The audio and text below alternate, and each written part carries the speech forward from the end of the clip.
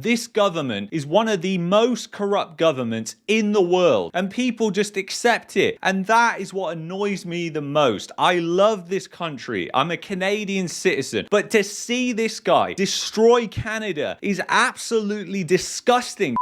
Justin Trudeau has done it again. He's gone to the bloc, the separatists, and now essentially got them to help him out to stop the bill that the Conservatives tabled, which is to suspend the carbon tax on all home heating sources. The carbon tax is utterly ridiculous anyway, and I try to refrain doing videos about politics because it makes my blood pressure go up. It's not good for my health. But the fact is, this pisses me off so much, and I'm so fed up with this authoritarian dictator. The fact that nobody is prepared to stand up and say, fuck this guy, get this guy out of here. We don't want this guy. The majority of people in this country do not want Justin Trudeau, so why don't we stand up and demand that he steps down as Prime Minister? The guy is an absolute lunatic, a complete moron. He is completely out of touch with the general public. He has successfully passed censorship laws that nobody asked for. So platforms like YouTube are now going to be regulated, essentially. It's being portrayed as they're doing it for Canadian content creators, which is utter BS. It's just so the CRTC, which is another arm of the government bureaucracy, can regulate what people say. Justin Trudeau is the biggest crisis in Canada right now. It's not inflation. It's not anything else. It is this complete lunatic that is in charge, that has done nothing to disguise himself of being an authoritarian leader. That is exactly what he has done. He came out with the Emergencies Act. This guy, he did not win a majority, but he sided with the NDP for power because that is how power hungry he is. And I don't believe that the Conservatives are going to fix many of the problems. And I think a lot of what they talk about is all talk. And I'll wait and see whether there's actually any action behind that before I throw anything behind a politician. But the fact is, Justin Trudeau is going against what Canadians want. He is literally destroying the Confederation of Canada. The Confederation of Canada has never been as at risk as it is right now. If Quebec leaves, Alberta will likely leave. You've got the whole thing just pulling apart because you look across this country and we are so politically divided. And the problem is, you can't have a country which is united when everybody is so far divided. And you've got things like what Justin Trudeau did with the carbon tax, and that just pulls things apart even more. You've got Scott Moe, who's come out and said that they're suspending the carbon tax.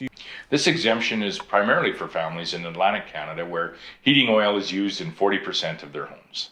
In making this announcement, the Prime Minister has effectively destroyed two of the myths that he has created about the carbon tax. First is that the carbon tax is affordable, because most Canadians receive more back in rebates than they pay in carbon tax. If that were true, why would he need to remove it as an affordability measure on home heating oil for families in Atlantic Canada? And the second myth is this, that it's a tax that's being applied fairly in all parts of the country based on a set rate per ton of greenhouse gas emissions. Home heating oil is used primarily in one part of the country, and it has higher greenhouse gas emissions than other heat sources, like natural gas, that is used in most Saskatchewan homes. So the Prime Minister chose to make life more affordable for families in one part of the country while leaving Saskatchewan families out in the cold. How is that fair to families here in our province, where affordability is also an issue, where winters are cold, and where most of us use natural gas to stay warm? And now a federal minister has said if people out west want a carbon tax exemption, we should elect more Liberals. This is no way to run a country.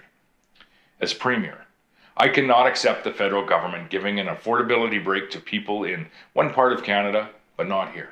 So today, I am calling on the federal government to offer the same carbon tax exemption to Saskatchewan families by extending it to all forms of home heating, not just heating oil. It's only fair to other Saskatchewan and Canadian families. Hopefully that exemption will be provided soon.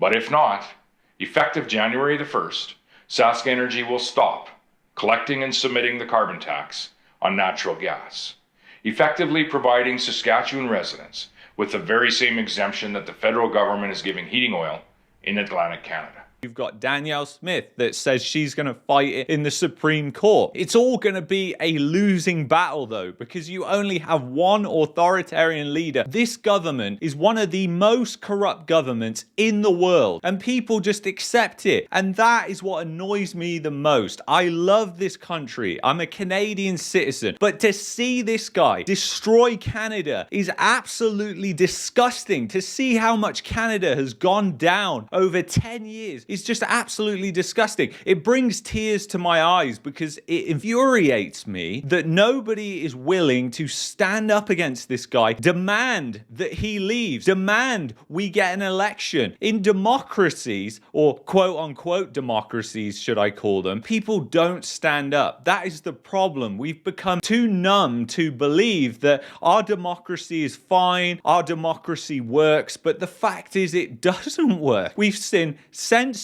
laws come in. We've seen Justin Trudeau declaring the Emergencies Act. We've seen Justin Trudeau giving favorable measures to other provinces. If you've enjoyed this video, you may like this playlist that I'm putting up here. You may like this video that's also here. There's no question of a doubt that you need a VPN, so go to expressvpn.com/marketmania because we are living in Orwellian times. That is the truth. People who don't accept that are just out to lunch. See you in the next one.